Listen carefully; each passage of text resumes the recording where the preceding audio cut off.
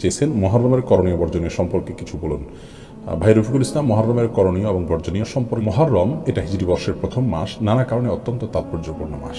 এই মাসটি তাৎপর্যের সবচেয়ে বড় কারণ হলো এই মাসটিতে আল্লাহ রাব্বুল আলামিন আশুরা নামক একটি দিবস অর্থাৎ এই মাসের 10ম তারিখ রেখেছেন, যে তারিখটি অনেক কারণে তাৎপর্যপূর্ণ। তোমার থেকে প্রধানতম কারণ হলো আল্লাহ নবী মুসা আলাইহিসসালামকে আল্লাহ রাব্বুল আলামিন এই আশুরার দিনে বিজয় দিয়েছেন এবং ফেরাউন এবং তার অনুসারীদেরকে নিমজ্জিত করেছেন পানিতে। আর মুসা আলাইহিসসালাম তার বাহিনীকে আল্লাহ তাআলা মুক্তি দান করেছেন। এটা সত্যের বিজয়ের দিবস। সেই জন্য নবী করিম সাল্লাল্লাহু আলাইহি সাল্লাম এই দিবসে রোজা রাখতেন, সিয়াম পালন করতেন, আশুরার রোজা এবং আশুরার রোজা হিসেবে 2টি রোজা রাখতেন তিনি শেষ বছরে, তার জীবনের শেষ বছরে তিনি বলে গেছেন যে পরবর্তী বছর বেঁচে থাকলে 9 এবং 10 রোজা রাখবে। এই জন্য অনেক উলামা ইকরাম বলেন আশুরা রোজা হিসেবে 9 এবং 10 এই 2টি রোজা রাখাটা অধিকতর উত্তম। কেউ 10 এবং 11 রাখলেও চলবে। তো আশুরা রোজা এটি হলো মুহররমের মূল কাজ। এর পাশাপাশি দ্বিতীয় কাজ হলো মুহররম মাসে বেশি বেশি রোজা রাখা। নবী সাল্লাল্লাহু আলাইহি সাল্লাম এই মাসে অনেক বেশি রোজা রাখতেন। হাদিসে আসছে আফদালুস সিয়ামি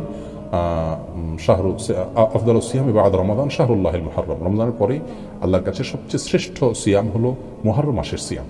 সেজন্য এই মুহররম মাসের সিয়াম আমরা ইনশাআল্লাহ বেশি থেকে বেশি, যার যতটুকু তৌফিক হলো আমরা বেশি থেকে বেশি রাখার চেষ্টা করব।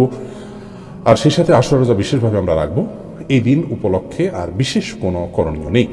এই একই দিনে অর্থাৎ মুহররমের 10 তারিখে একটি কাকতালীয়ভাবে বিপরীতমুখী ঘটনা ঘটেছে। সেটি হলো মানব ইতিহাসের অত্যন্ত কলঙ্কজনক একটি অধ্যায়। প্রিয় নবী সাল্লাল্লাহু আলাইহি সাল্লামের আদরের দৌহিত্র হোসেন রাদিয়াল্লাহু তাআলা আনহুকে নির্মমভাবে জালিম এবং সত্য থেকে বিচ্যুত পথভ্রষ্টরা তাকে নির্মমভাবে সপরিবারে হত্যা করেছে ইরাকের কারবালা নামক জায়গায়। সেটিও আশুরার দিনে হয়েছে, অর্থাৎ এই মুহররম মাসের 10 তারিখে হয়েছে।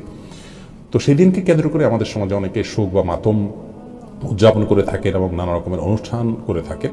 মূলত আশুরার দিন উপলক্ষে নবী সাল্লাল্লাহু আলাইহি সাল্লাম যেখানে রোজা রাখতেন, এর বাইরে নতুন করে আমরা অন্য কোনো কিছু যুক্ত করতে পারি না। সন্দেহাতীতভাবে একই দিনে এই নির্মম ঘটনা ঘটার কারণে আমরা এই দিনটিতে তার প্রতি সমবেদনা জ্ঞাপন করা, তার জন্য দোয়া করা এবং জালিম যারা আছে তাদেরকে আল্লাহ যেন সমুচিত শাস্তি দেন সেইটি আমরা কামনা করতে পারি। সেই বিষয়টাকে, ঘটনাটাকে আমরা স্মরণ করতে পারি। কিন্তু তাই বলে এই দিন উপলক্ষে বিশেষ কোনো পালনীয় করণীয় কোরআন হাদিস থেকে আমাদেরকে দেওয়া হয়নি।